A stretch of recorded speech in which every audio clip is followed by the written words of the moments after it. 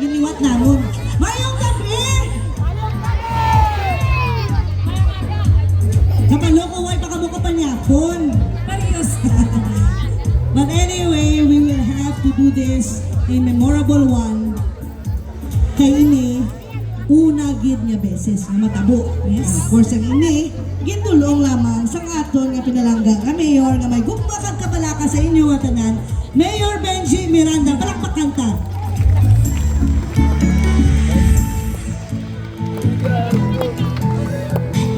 Alright, so with no further ado, to welcome us all tonight for the lights on ceremony, may I request now our City Administrator, Attorney MacLord Zafra.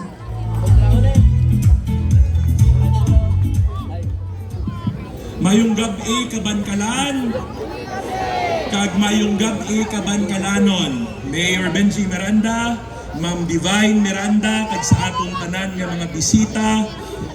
Mayong gabi kag welcome gid sa atong Grand Lights On Ceremony. So, sa ngalan sa gobyerno lokal sa syudad sa Kabankalan, maginapamunuan ni Mayor Benji Miranda, kamutanan amon gid ginaabi-abi sa aton kahiwatan subong nga gabi. Ang aton tinutuyo nga inyo tanan mabatsyagan nga puno sang gugma ang Paskwa sa Kabankalan. Ang Paskwa naton diri sa Kabankalan nagsugod sa Oktubre 8, may ara ka kick-off. Pero galing daw na pressure ta kay kick-off ta pa lang daw na overwhelm na ta. So subong sa order ni Mayor Benji, gin-level up tagit tanan. First time sa syudad sang Kabankalan na lights on pa lang, mayara na ta banda celebrity guest from Manila. First time. Din pa ta. First time. Man, karon. Mayara ta sang ayhan, isa na sa pinakamalawig kag pinaka-ingrande nga fireworks. First time. Din pa ta. First time man. Ngayon tanan. First time again. Nga mayara ta sang Christmas ID. Ano-ano man na nangyari sa ABS-CBN karon kay sa GMA man.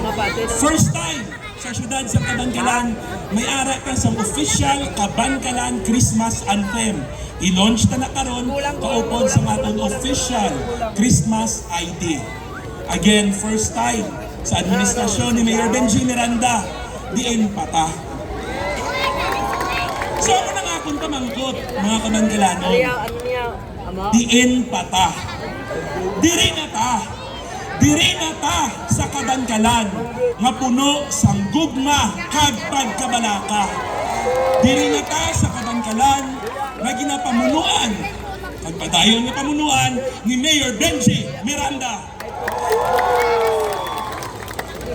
So at this point, luyag ko lang nagpasalamat sa tanan-tanan nga mga departments sa City Government of Kabankalan nga nagbuligid para matigayon ang aton lights on subong. Special mention to the City Engineering's Office, especially to the Electrical Division, to the General Services Office, to the Tourism Office, to my team at the Office of the City Administrator, especially to our Project Chair, Rodney and Rhea, kag sa tanan-tanan nga mga nagpartisipar, nga nag-sponsor sa aton mga kahoy, sa mga establishments, sa mga organizations. Hindi ta na kamo matag-isa-isa subong, tag-isa-isa ng communicator, madamo gid may salamat. Ini isa na sa light at ring nga pinakadamo ang nag-sponsor, voluntaryo ang nag-sponsor. Do kung gana lang namon sa kadamo sa gusto mag-sponsor, sa kadamo sa mag-participate. Kay ilan na batyagan nga sa sini nga syudad may tutuod nga gugma kag pagkabalaka. On that note, mayong gabi sa tanan kag padayon kita na magasinggit, aim higher, Kabankalan. Madamo gid salamat.